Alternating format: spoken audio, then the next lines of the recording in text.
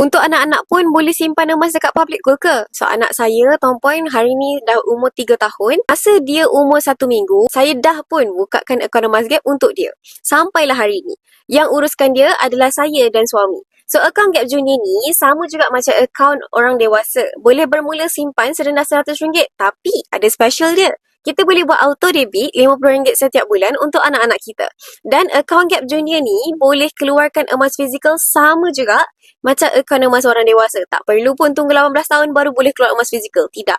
So, kenapa saya pilih simpan emas untuk anak-anak saya?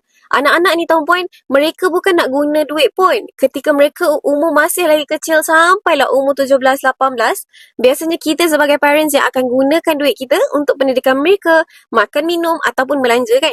Jadi, simpanan mereka yang mereka dapat ni daripada sedekah orang ramai ke, daripada mereka bayi lagi, duit raya dan sebagainya, duit-duit tu kita as a parent bertanggungjawab untuk jaga dengan baik. So, kita tak boleh guna duit anak-anak kita. Jadi, saya pilih untuk tukar ke dalam bentuk emas sebab emas ni, Tuan Puan, akan naik dan naik. Simpanan mereka tu kita boleh gunakan ketika mereka dah masuk belajar nanti dekat universiti. Ataupun waktu mereka dah besar nanti. Jadi, kepada Tuan Puan yang nak buka akaun emas secara percuma, Tuan Puan boleh isi form sign up kat bawah. Ataupun, Tuan Puan boleh refer pin video saya untuk langkah mulakan simpanan emas di Public Gold mengikut bajet Tuan Puan masing-masing.